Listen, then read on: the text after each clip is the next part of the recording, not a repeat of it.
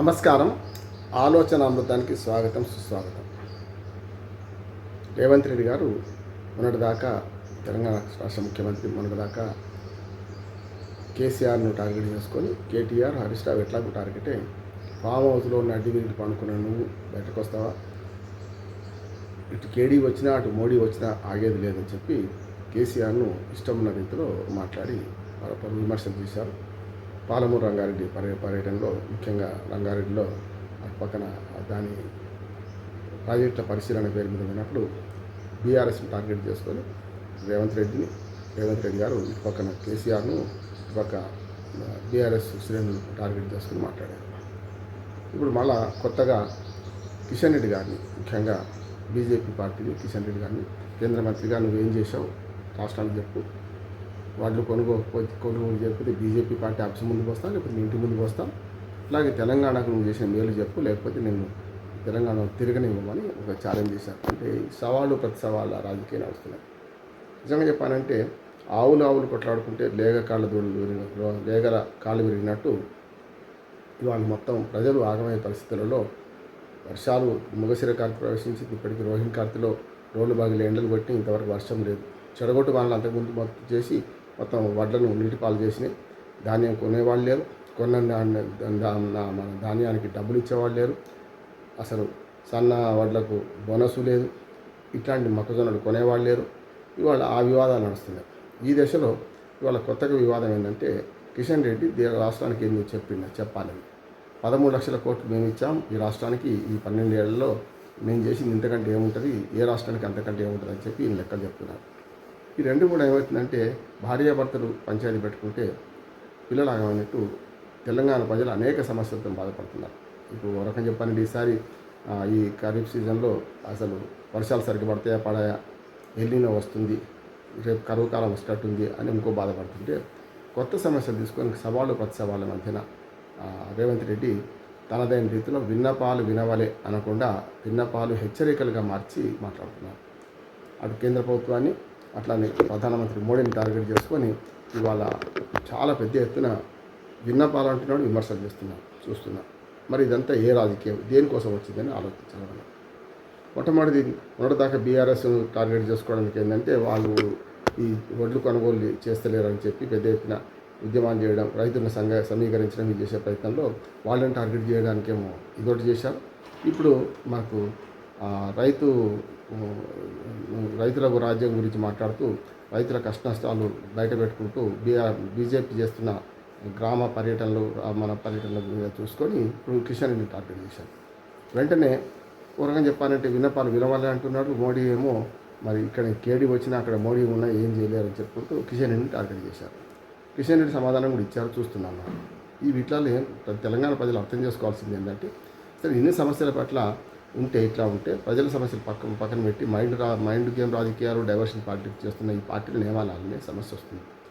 అంటే ఇవాళ వాస్తవం చెప్పుకోవాలంటే నేను చెప్పిన సమస్యలు రైతుల సమస్యలు ఒకటే కాదు, ఇంకా విభజన మనకు హామీలు ఏవైతున్నాయి అవి తీరలేదు. అట్లాగే మనకు మేనిఫెస్టోలో కాంగ్రెస్ పార్టీ మేనిఫెస్టోలో పెట్టిన అవి హామీలు కూడా తీరలేదు ఇప్పటివరకు.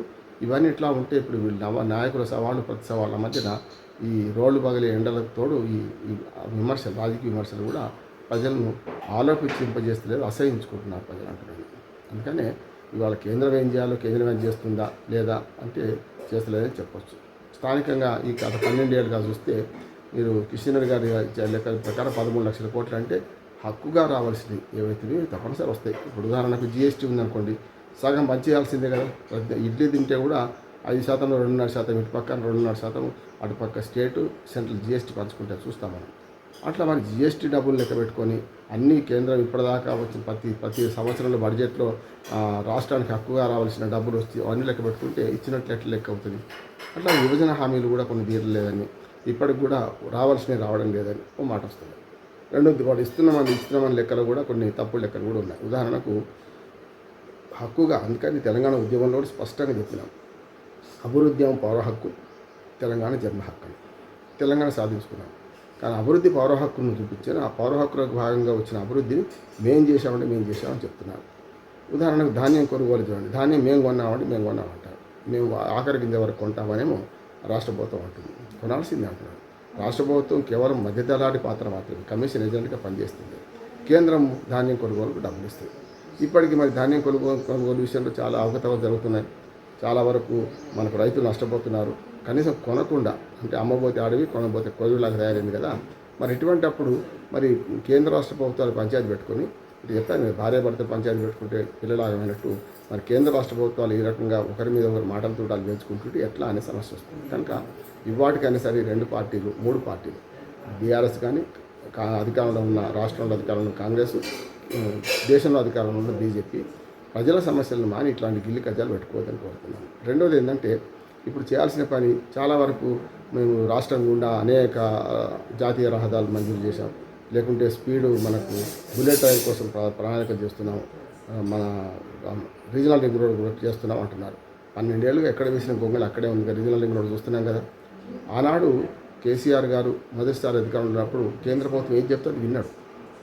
రెండోసారికి వచ్చినప్పుడు తిరగబడ్డాడు. మొదటిసారి అయితే మనకు మీ కరుణా కటాక్షాలు చాలు అని మనోహరాబాదు, కరీంనగర్ కొత్త రైల్వే లైన్ శంకుస్థాపన గజ్వేల్ ప్రాంతంలో చేస్తున్నప్పుడు, కోండబండ ప్రాంతంలో మిషన్ భగీరథ ప్రారంభము, రైల్వే లైన్ శంకుస్థాపన చేస్తున్నప్పుడు మీ కరుణా కటాక్షాలు చాలు అని మనకు కేసీఆర్ గారు, మా ప్రధానమంత్రి మోడీ, 12 ఏళ్ళుగా మోడీ గారు ప్రధానమంత్రి ఉన్నారు కదా అన్నారు. రెండోసారికి వచ్చేవరకు ఏమైంది, ఏ పని కావడం లేదని చెప్పి విమర్శ మొదలుపెట్టారు. ఆఖరికి పెరేడ్ గ్రౌండ్స్లో జరిగిన అధికారిక మీటింగ్లో కూడా సీఎం కుర్చీని ఖాళీ పెట్టుకున్నారు కేసీఆర్. అది తప్పే అంటున్నారు. అధికారంగా అటు కేంద్రం నుంచి వచ్చిన ప్రధానమంత్రి కానీ, ఇటు ముఖ్యమంత్రిగా మీరు పరస్పరం గౌరవించుకోవాల్సిన వాళ్ళు అధికారిక సమావేశాల్లో పాల్గొనకుండా బహిష్కరించడం వల్ల మన చెరువు మీద వెలుగుతూ ఏమవుతుందో తెలంగాణ కూడా అదే జరిగింది. ఇప్పుడు కూడా రేవంత్ రెడ్డి అంతకంటే మెరుగు అంటున్నాడు. ఎందుకంటే ప్రతిసారి అడుగుతూనే ఉన్నాడు. ప్రధానమంత్రి 4 సార్లు పోయొచ్చిండు, బదనాం చేయడానికైనా అడుగుతున్నాడు. ఇప్పుడు రేవంత్ కిషన్ రెడ్డి గారి మీద ఆరోపణ అదే చేస్తున్నాడు, మేము అడుగుతున్నా వాడు ఇస్తలేదని చెప్పి. కేంద్ర ప్రభుత్వం ఏమంటుంది, మీరు డిపిఆర్ సమర్పించకుండా ఏది ఇవ్వకుండా మేము ఎట్లా చేస్తామో వాళ్ళు అంటున్నారు. ఇద్దరు కూడా పరస్పరం తప్పించుకునే ప్రయత్నం చేస్తున్నారు. ఇట్లా కాకుండా రీజనల్ రింగ్ రోడ్ విషయంలో ఇప్పటికీ కేంద్ర ప్రభుత్వం అశ్రద్ధ చేస్తుంది. భూసేకరణ పూర్తయిన తర్వాత కూడా టెండర్లు విలవడం కానీ వీటిలో అంటే మేము వచ్చేదాకా, అధికారంలోకి వచ్చేదాకా మేము దీన్ని పట్టించుకోము, మేము వచ్చినాక చేద్దాం అనుకుంటే అయ్యే వచ్చేదాకా అమావాస్య ఆగదు.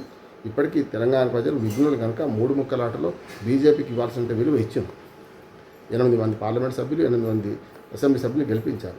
ఇంతకంటే ఏం కావాలి అంటే మ్యాండేటరీ సగం అసెంబ్లీ స్థానాలు మీకు అప్పచెప్పినట్టు లేక లోక్సభ ఎన్నికలు చూసుకుంటే 8 అంటే ఉన్నాయి 17 కనుక ఒకటి పక్కన పెడదాం. ఎంఐఎంకి అది ఎప్పుడు దాళదత్తం చేస్తూనే ఉంటారు. అది పక్కన పెడితే ఉన్న 16 8 ఇచ్చారు కదా, కాంగ్రెస్కి 8 మీకు 8. కనుక 2 జాతీయ పార్టీలకు ఇచ్చినప్పుడు 2 జాతీయ పార్టీలు ఒక్కనాడు కూడా తెలంగాణ సమస్యల మీద మన కేంద్ర నాయకత్వం, కాంగ్రెస్ నాయకత్వం మాట్లాడదు. తెలంగాణ స్పెషల్లీ తెలంగాణ గురించి దేశం అంతా ఒకటే అనుకుంటారు వాళ్ళు. బీజేపీ ఎట్లాగో మాట్లాడదు. ఈ రెండింటి మధ్యన ప్రజలు నష్టపోతున్నారు కదా. అందుకని ఇవాళ రేవంత్ రెడ్డి, కిషన్ రెడ్డి పంచాయతీ మాకు అవసరం లేదు. కేంద్ర రాష్ట్ర సంబంధాలు బాగుండాలి, మన తెలంగాణకు న్యాయం జరగాలి. అది కావాల్సింది. ఇది అంతా విడిచిపెట్టి మీ ఇష్టమైనట్టు చేస్తామంటే లాభం లేదు. ఇవాడికైనా సరే ఈ గిల్లి కజ్జాలు పక్కన పెట్టండి. రోడ్డు పగిలి ఎండల్లో మన కొడుతున్న సందర్భంలో వచ్చే ఎలినోన ప్రభావంతో కరువు కాటకాలు వచ్చే అవకాశం ఉందంటున్నారు. దీన్ని రైతులకు ఎట్లా కష్టాలు ఉన్నాయి, యూరియా కష్టాలు రాబోతున్నాయి, ఎరువుల కష్టాలు రాబోతున్నాయి, జీలుగు విత్తనాలు కూడా దొరకలేవు. ఇవన్నీ విడిచిపెట్టి కేంద్రం మీద రాష్ట్రం మీద కేంద్రం బహానా నెట్టుకుంటూ చేసుకుంటే లాభం లేదు. ఇప్పటికైనా సరే తమిళనాడు రాజకీయాలు పాటించండి. తమిళనాడులో అన్ని రాజకీయ పక్షాలు తమ రాష్ట్రానికి ఏం కావాలో ఆలోచించిస్తే కేంద్ర ప్రభుత్వం మీద కొట్లాడితే, ఇక్కడ అట్లా లేదు. ఒకరి మీద పరస్పర విమర్శలు చేసుకొని చేతులు దులుపుకుంటున్నారు. ఇది సరైనది కాదు. ప్రజలు అన్నీ గమనిస్తున్నారు, ఎవరు ఏం చేస్తున్నారు, ఎవరు ఏం చేయడానికి చూస్తున్నారు.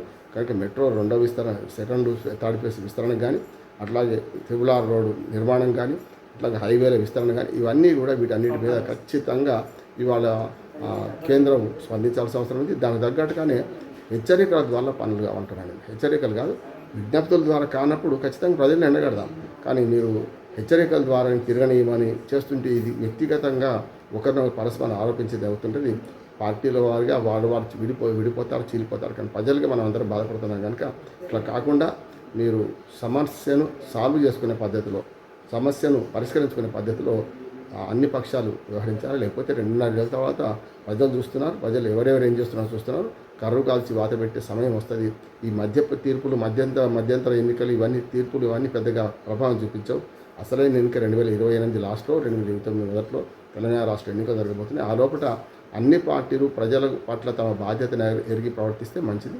లేకపోతే ఖచ్చితంగా ప్రజలు ఆనాడు మనకు నిర్ణయం చేసే ప్రయత్నం ఉంటుంది. చూద్దాం ఏం జరుగుతుందో. పరస్పర ఆరోపణలు మాని తెలంగాణ అభివృద్ధి కృషి చేస్తే అన్ని పార్టీలకు మంచిదని నా విజ్ఞప్తి.